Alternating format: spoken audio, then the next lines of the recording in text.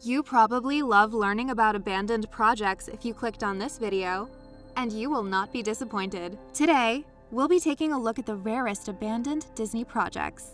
Not only that, but we'll be showing you some stunning character models from the original Western River Expedition attraction model provided by Eaton Galleries. They have a fantastic auction coming up, so stay at the end of the video to learn more about it.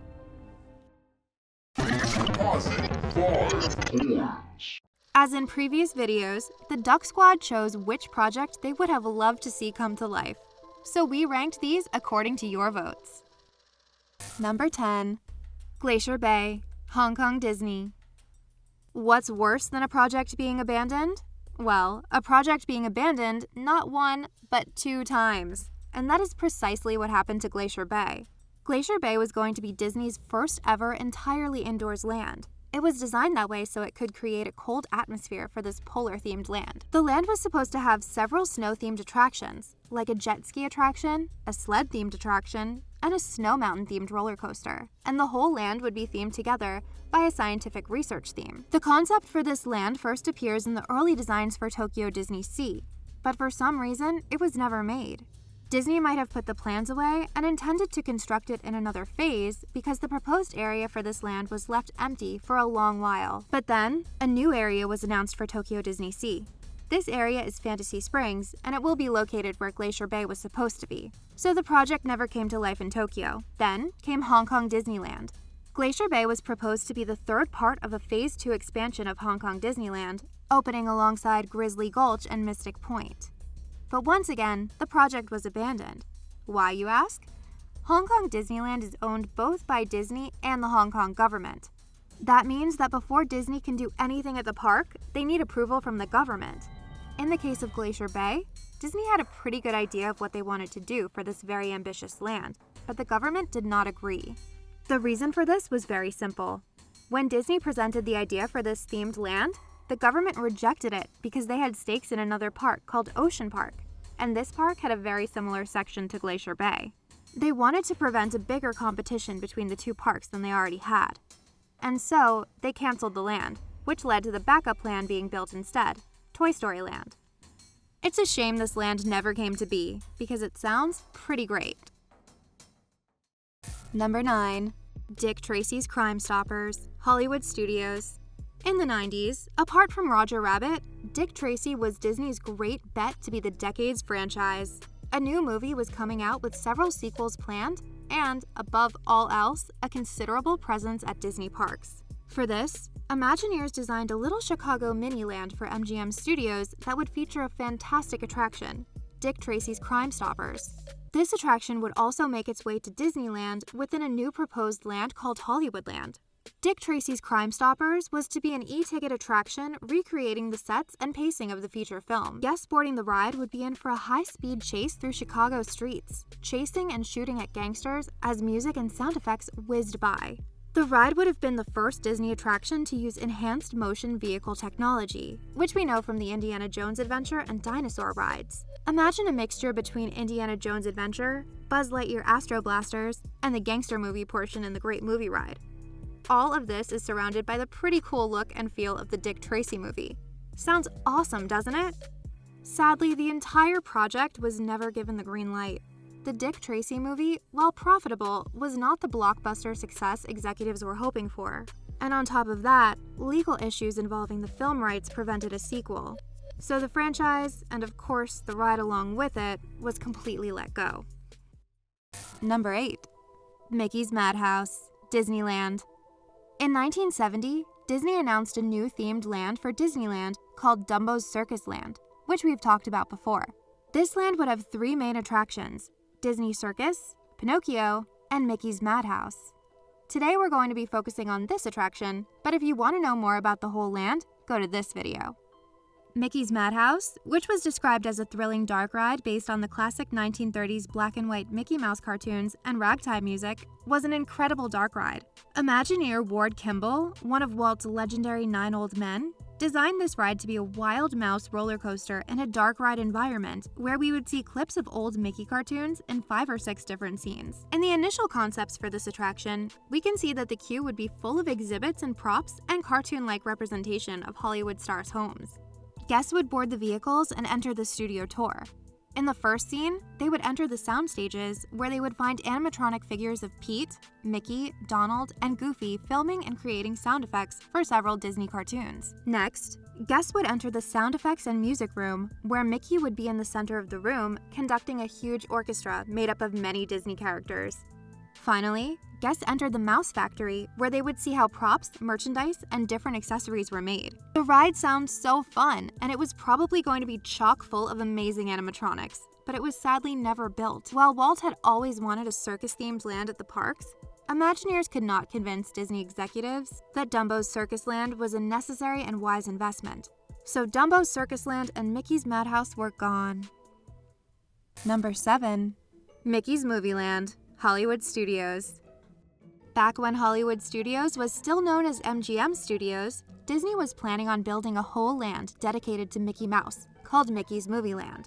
This land would be located where Sunset Boulevard is today, and it was going to be housed inside a replica of the original Disney Hyperion Avenue studio from California.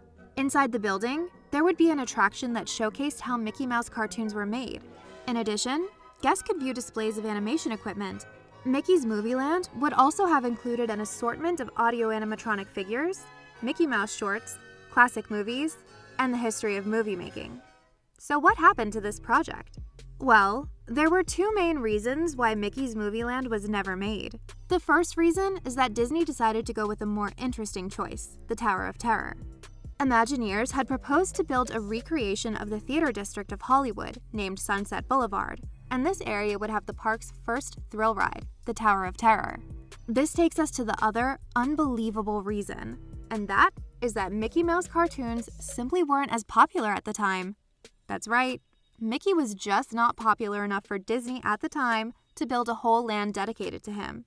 The main reason for that is that no new Mickey shorts had been released since the 1950s, and his last theatrical appearance had been in Mickey's Christmas Carol, which was released in 1983. So Mickey was more seen as a mascot for Disney, not as a character in his own right. Actually, it wasn't until Runaway Brain in 1995 that Mickey Mouse began taking off again as a character, with Mickey Mouse Works, and later House of Mouse bringing new shorts to the screen. But it was too late for the land because the plans had already been canceled. Thankfully, after all this time, we got a Mickey and Minnie-inspired ride in Hollywood Studios when Mickey and Minnie's Runaway Railway opened. Number 6. Godzilla Bullet Train Ride, Epcot. We've mentioned many times before how Epcot's World Showcase could have been different from what it is today. And today, we're going to blow your minds when we tell you how different Japan's pavilion was going to be. At the beginning, for Japan's pavilion, Disney had planned on building a fantastic Mount Fuji replica that would house a roller coaster.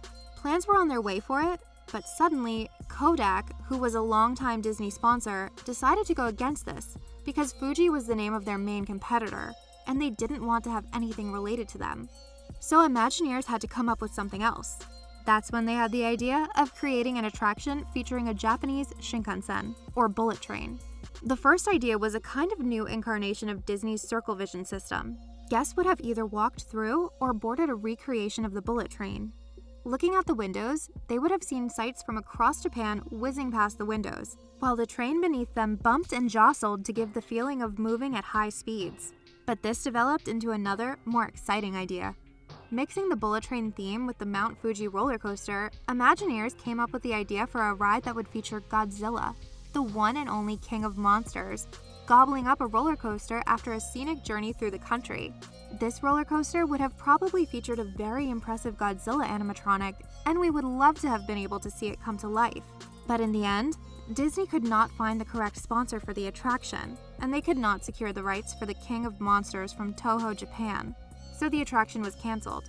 Rumor has it that the plans for this attraction were later redesigned and reused for Expedition Everest, which makes sense. We love the Yeti, but we would have loved seeing a Godzilla animatronic at Epcot. Number 5. Matterhorn, Epcot. The Matterhorn bobsleds has been a huge Disneyland icon since it opened back in 1959. The ride is exclusive to Disneyland, but imagine how cool it would be if we could also find it at other Disney parks, like Epcot. Well, this was actually going to be the case. Kind of. You see, in 1989, Disney and the Swiss government came to an agreement so that Disney could build a Switzerland pavilion at the World Showcase in Epcot. The Swiss government would pay $10 million towards the cost of the new pavilion if the nation's private sector matched the government funding. The pavilion would feature shops of the most famous products from the country, a tourism center with information about Switzerland, a restaurant, and the 192-foot-tall Matterhorn replica. This version of Matterhorn would also house a roller coaster-type ride, but the majority of the ride would be indoors, and the story would have been vastly different, not even featuring Harold, the abominable snowman.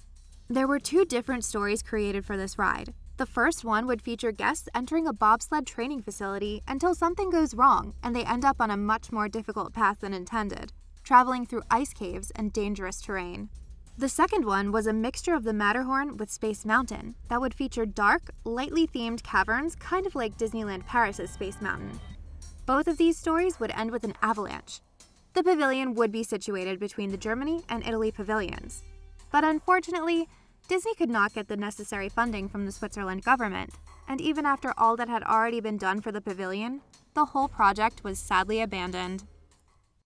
Number 4. Fire Mountain, Magic Kingdom. On September 5th, 1994, one of the Magic Kingdom's most beloved attractions, 20,000 Leagues Under the Sea, was saying goodbye, and Disney Imagineers were already working on an e-ticket attraction to replace it. They came up with 2 proposals. The first was a flume ride based on Fantasia's Bald Mountain sequence, and the other was Fire Mountain. Fire Mountain was an attraction that would take guests to a steampunk literary expedition base camp called Volcania. This new subland within Adventureland would likewise be themed to the fantastic, otherworldly stylings of Jules Verne and his anti-hero, Captain Nemo. The central roller coaster ride through the peak would have been a flying coaster, sending guests careening through the molten mountain with lava geysers and magma waterfalls. While this attraction was being developed, Michael Eisner decided that it would be better to theme it based on the upcoming Disney movie Atlantis: The Lost Empire. Atlantis was a Verne-inspired sci-fi action film, and tying Fire Mountain to the tale seemed like a way to get the project greenlit fast. Leaving Jules Verne behind, Volcania was recast as Whitmore Enterprises Base Camp. Set in 1916, 2 years after the film, the story of the attraction would focus on Preston Whitmore seeking to make Atlantis' existence public and offer expeditions to visitors in newly developed vehicles. However, due to mishaps, the vehicles would be forced to make a detour through the lava-filled caverns of the volcano. But while we love Atlantis, the movie was sadly a box office flop. The film failed to make an impression on critics or the box office. Also, the September 11th attacks on New York City quelled the tourism industry, canceling most products Disney and Universal were working on at the time. So this attraction, and many others, were abandoned. Number 3. Western River Expedition, Magic Kingdom. When Walt Disney World was being planned, Imagineers thought that because Florida is located so close to the Caribbean, and pirates were part of everyday Florida legends and tales, Pirates of the Caribbean wouldn't hold the same romantic pull that it did to people more geographically distant. So Disney thought that cowboys would be more surprising and exciting to Florida residents. Enter the Western River Expedition, bringing the size and grandeur of the Wild West to tourists in the East.